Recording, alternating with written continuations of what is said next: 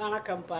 இந்த மழை காலம், அடுத்து குளிர்காலம் எல்லாத்துக்கும் சளி, இருமல் இப்படி வர்றது வாஸ்தவம் தான், எல்லாத்துக்கும் வரும்.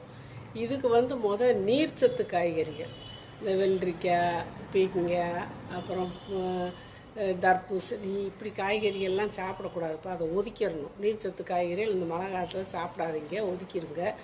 அப்புறம் உணவில் இஞ்சி, பூண்டு, மிளகு, சுக்கு, திப்பிலி இதுகளெல்லாம் நீங்கள் சேர்த்துக்கலாம். இப்படி சேர்த்து நம்ம சாப்பிட்டுட்டு வரும்போது திப்பிலி ரசம் வச்சுக்கலாம். மற்றபடி இஞ்சி பூண்டெல்லாம் எல்லாத்துலேயும் சேர்க்குறோம்ல, சூப் செஞ்சால் சேர்க்குறோம். இப்படி செஞ்சு சூப்புகள் அதிகமாக குடிக்கலாம்.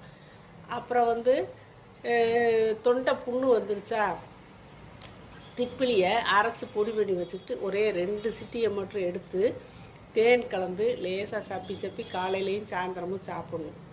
நல்லா சப்பி எம்மில்லீரோடு முழுகி சாப்பிடணும்.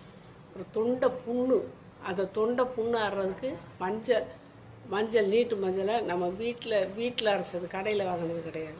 வீட்டில் அரைச்ச மஞ்சத்தூளில் 2 சிட்டி எடுத்து போட்டு தேன் கலந்து அதையும் சப்பி துவச்சி சாப்பிடும்போது தொண்டை புண்ணு, அந்த புண்ணு ஆறும், தொண்டை புண்ணு ஆறும்.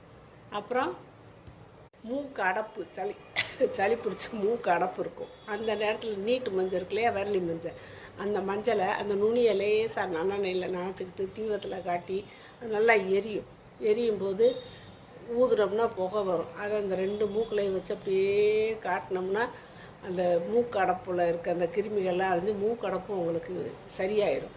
இந்த மாதிரி செஞ்சு நம்ம கை வைத்தியத்திலே சரி பண்ணிட்டு வரலாம்.